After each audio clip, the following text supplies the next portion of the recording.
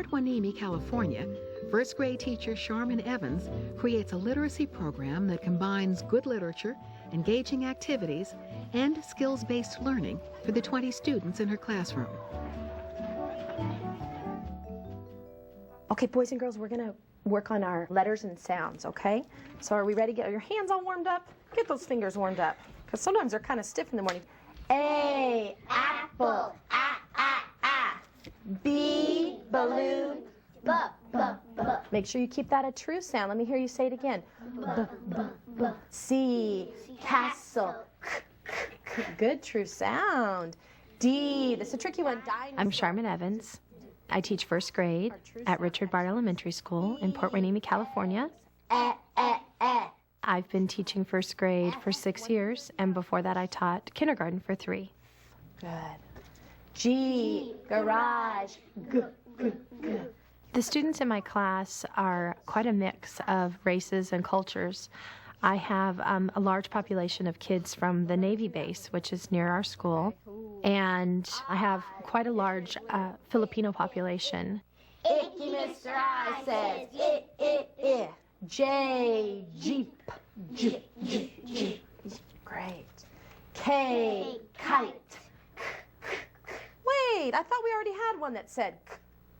Because C and K say the same sounds. You gotta be kidding. They're best friends. Are they best friends, you think? Yes, and they C say and the K? same. Sometimes do they get together and they make one k sound? Yeah. That's right. I have quite a wide range of abilities this year. Oh, I like that you... So I have a lot of levels and ranges of learning abilities that I have to meet. Now here comes some digraphs. Are you ready?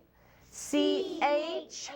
I think that there is a real time and a place for explicit phonics instruction. Thumper. They have to have all of those pieces of the puzzle if they're going to put the puzzle together. Now the first group that I'm going to be working with at the reading table is Kyle, Randy, Monica, and Atabea. Everyone else is going to be going to a center.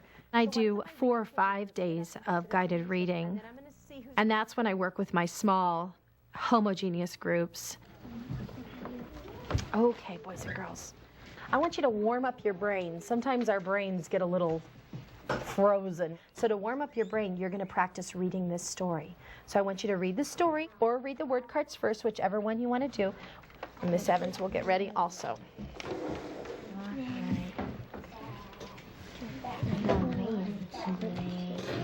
Has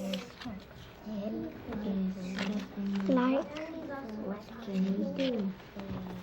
they. The vocabulary envelopes that each kid has have all the high-frequency words that we have worked on with their group. And if they go to a different group, their envelope goes with them. So sometimes they won't have all the same words as other kids in their group because it's just kind of their little own personal sort of word dictionary of words that they've learned. E-I-O-U. Oh boy, you spied the next thing I wanted to talk to you about. I want to talk to you about the vowels. We're going to talk about one vowel, and that's the A vowel.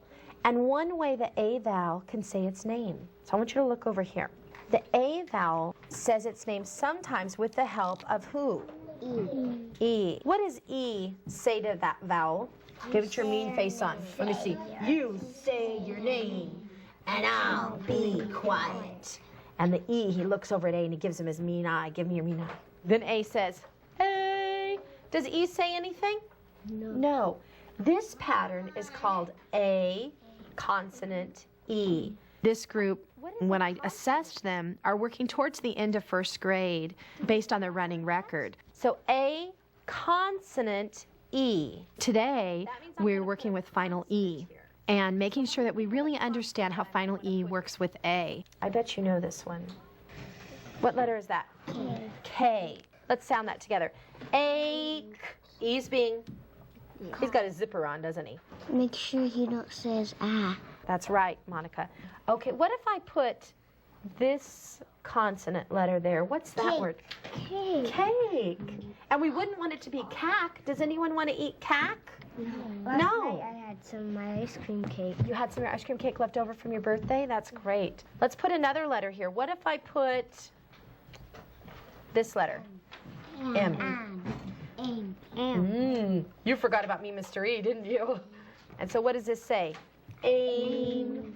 What if I put this letter right here? Same. Same. Good. Okay, let's try this one. I bet you can just be so quick at this one. You just know right away. What does that say? A.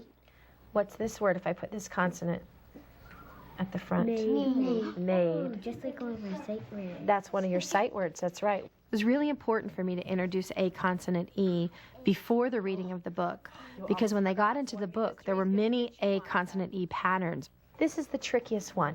This is the one that's important for our next story. Ace. You're going to see this word. Race. Race. Race. We're going to start a new story today. And this story is going to have this ace family in it. In fact, it's right in the title. So I want you to look at this story. Go ahead and look at the book. And we're going to go on a little bit of a picture walk together. When we approach a new text, we usually start with a picture walk to show kids that they can make guesses, assumptions, predictions, and really learn a lot from the pictures. Sometimes kids, when they learn to read, they just want to read the words, which is great. But in order to build better comprehension, they really need to key into those pictures. Have you ever heard a story about a rabbit and a turtle racing before? Just like on Bugs Bunny. You made a connection between the story and a cartoon that you've seen. Let's see if that connection is the same here. Okay, let's turn the page. Here they go. And what's happening on page 5? The bunny's winning. The bunny's winning. The bunny crossed the finish line. Oh, on page 6, They're gonna race in the they're going to race in the water. Who do you think's going to win this race, Atabea? The turtle. The turtle. You think the turtle's going to win this race? Oh, I see what's happening at the end. Oh, I want you to go ahead and you're going to whisper read this story to yourself, and I'm going to listen in. What happens if I tap here? You're gonna be louder. You're going to read louder because that means I want to hear you. When the children are doing their whisper reading, what I'm looking for is, are they making miscues? Are they skipping words? Are they really understanding what they're reading? Tail. Tail. Turtle. Remember, if you need help with a word, you give me a tap on the table. Yes. Okay, let's sound it together. Here we go. Fans. Fans. Fans, like people on the side. Cheering. T. Her name's just Baby T. I think that's supposed to be turtle. There is Baby T. Ooh, what's this word? Remember? Atabea? Not says. Says. Says, good. Oh, me, Mr. E. Jackie. No, me, Mr. E. You say your name, and I'll be quiet. Let's sound it now. What's his name? Jake. Good. There is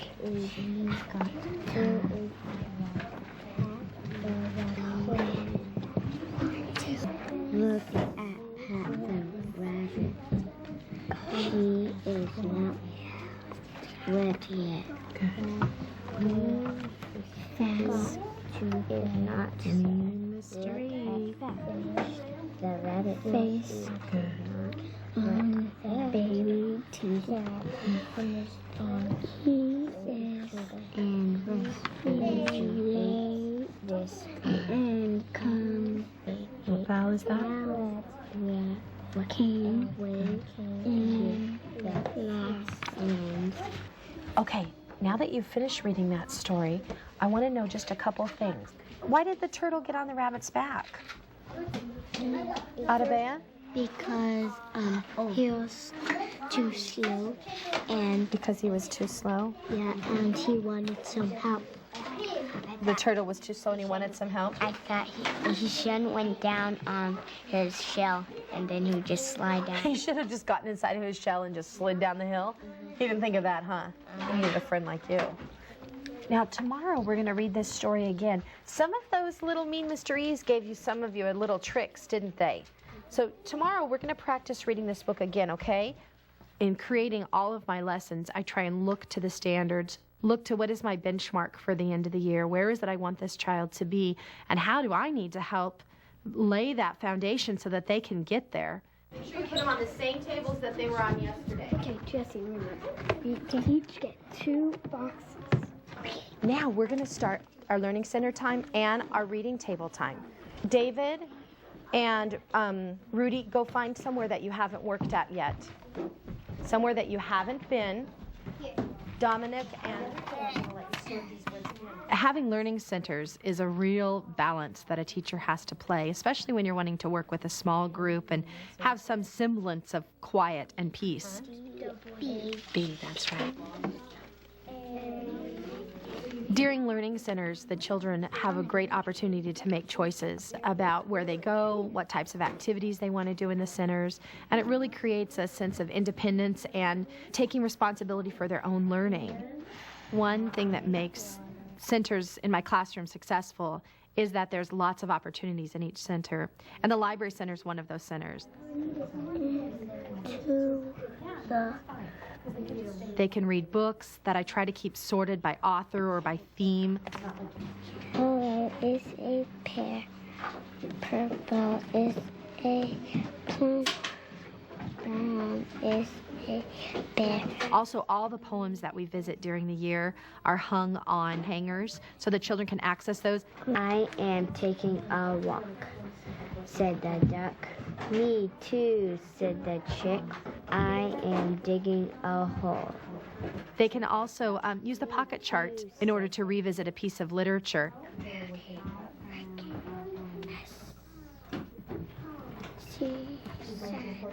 The word wall happens to be near the library center, so I've incorporated that into the library. Then I have what I call tub centers. I have 4 tubs in the classroom.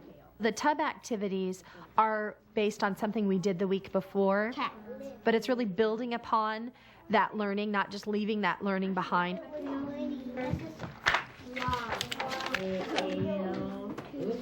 We read a story about animals and their actions. So we brainstormed out of the story all the animal names and all the action words. So we had nouns and verbs. And so that chart that we created last week then goes over near where this new tub is going to be for this week. And the tub is, I learned to blank from my friend the blank. I try and have a word bank located near the writing center that we brainstorm together. This one? Got it? This one? No, that's the alphabet E. Mommy. E. The word's gonna say E.